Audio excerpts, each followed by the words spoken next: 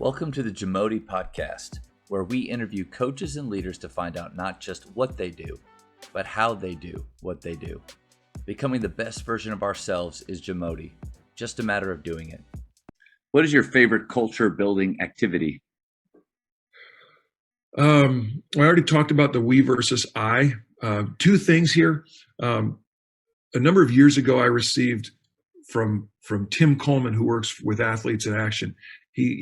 He sent me a life map, and you got to be careful with this one, and it's got to be guarded. But it is my favorite, and we don't do it every year. We'll do it at different times. But a life map, you talk about 5 or 6 H's, and one of them is heritage. So you talk about what are your geographical, ethnic, or family factors that have influenced or contributed to who you are today. Your heroes. What relationships have played a key factor in influencing who you are. Then you have high points, events or activities from different times in a person's life, which constitute their most positive experiences. And then you have hard times. So heritage, heroes, high points, hard times, which are pains or trials. And this is where you really got to be careful. But difficult situations, tragedies, oftentimes this comes up. With a lot of kids will start talking about divorce. Yeah. Or a lot of kids will start talking about depression, or where their value comes from. Hard times. What still hurts? How does it still hurt? How have these situations affected how you view God? And then you have hand of God or holy moments. What were your most life-changing experiences or discoveries about God? And you can just see, I mean, you start kind of heritage and you just dig deep. You just take this drastic deep dive and you start peeling back the layers and you start seeing who kids and who people really are. And then you have your heart connections, significant relationships, friendship, romance, how they influence life decisions or how they were instrumental in growth. How did it affect later relationships? So you have about 5 or 6 H's there. Yeah. I call it 5 H's or life map. And what we will do is we might do that within the varsity. And typically when that happens, I will go and I'll be the first one to. So they're sharing these in front of everybody. In front of their team. In front of their team, yeah. I've only done it with varsity. What was the reaction? Or now, so I'm assuming you're in a room, you give them time, or maybe they did it even before. You gave them the outline, they were writing things down, and then you're in a room and guys start to share these. Like, what was the reaction or outcome of that? Well, frequency of it is we might do 1 a week. Okay. If you do 3 or 4 at the same time, everything's overwhelming. Done together, and it's not going to quite stick. Mm-hmm. This is a typical response. Man, I had no idea. I've had that. Man, I had no idea. And you get a kid that you get a kid that knows nothing about this other player, and they go, "Oh, man, I'm so sorry." Man, and understanding those stories too between teammates, it just might allow them to treat each other, I guess, a little bit more delicately at times, or with more understanding. They connect. Yeah. Or there's that, or I've been through that too. I understand. Yeah, so I'm not the only one. Yeah, that's kind of that's a great point. Yeah. Yeah, and so they'll connect. But the thing that you've got to say about that is, as a coach, listen, we're going to do this, and this is in our circle of trust. Yeah. And if you break this circle of trust, I will remove you from this team. So you have to set that type of standard, because some of these stories are so personal, and some of these things are so personal that you just, you don't want it being common knowledge outside. So I can see that. Yeah, they have to know. I have to know that I can trust you. Yeah. One of the things that makes your story so awesome to me is how we've connected since '07. Mhm. You know, Yeah. and there are, you know, people can read the leftovers, and I'll tell them, oh, you got to hear the rest of the story. You got to hear the rest of the story. And there's information there.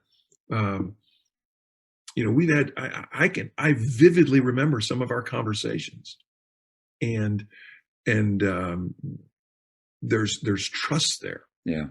And one of the neatest things is, you know, Matt, I would say that you are responsible for guys, for me, uh, leaving public school and teaching in a private, coaching in a private Christian school. You also are the influence of Clarkson doing that. Yeah. And so, you know, that's one of the beautiful things about knowing your story, knowing a number of those H's, is that we've got that. Yeah. Uh, Yeah. Oh, that's awesome. yeah, it's fun. You mentioned, you said there's two. That's one. Do you have another culture building activity that you like to do? It's totally informal. One of my favorite times, though, and it's not a contrived activity. I love sitting in the bleachers on the front row or sitting at the score table after practice when when practice is over and you got some guys um, on the court shooting, and or maybe most players have left the gym, and you got 4 or 5 guys that are just hanging out talking. Hmm. They don't have to perform, they don't have to show anything. There's a vulnerability there.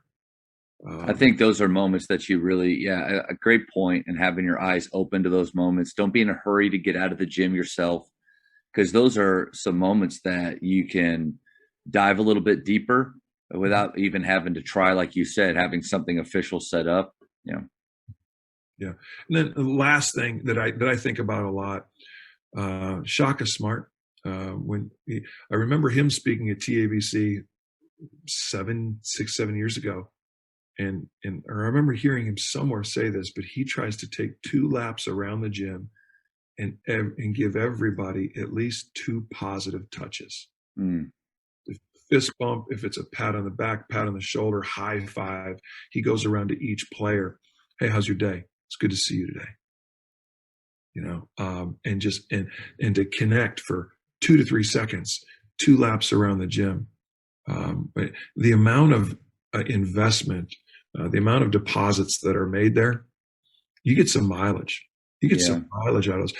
It becomes authentic. So it's not, that's the biggest thing too. After practice, it's authentic.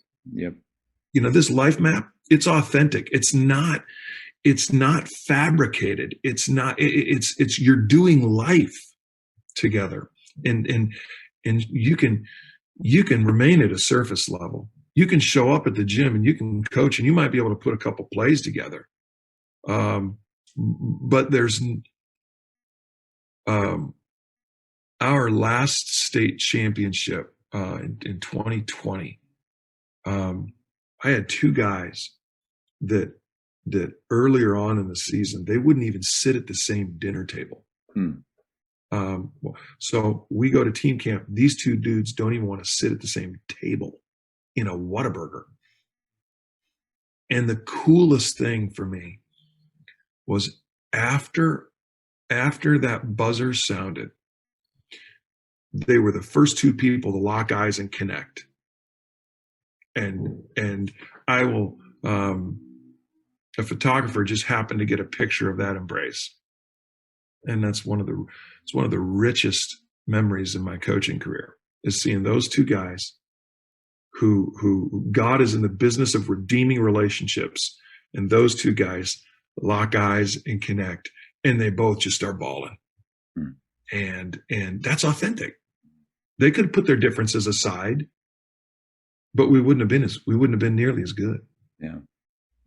Yeah. Thank you for sharing that. I love the Shaka Smart approach to getting those two positive touches, because that's something we're trying to discuss on these with these conversations is, the what is get positive touches, and everybody wants to do that and create those relationships, but how do guys do it efficiently, and how do guys do it authentically? And I love that idea of making laps around and not just saying hello, but some type of positive touch with them, a fist bump or something. I think that's something I'm going to implement, and I can implement that Monday. I don't have to wait. It's something I can do right now. So that's great.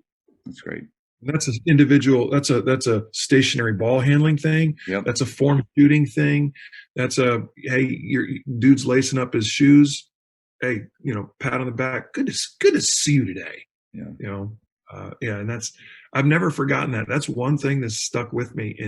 And I think I really respect him for what he's had to work for while during his time at Texas. And I think he'll do great things at Marquette. Thank you for checking out today's episode. Please take a moment to subscribe to this podcast, share it with your fellow coaches, and find us on social media for what's coming up next on the JAMODI podcast. It's just a matter of doing it.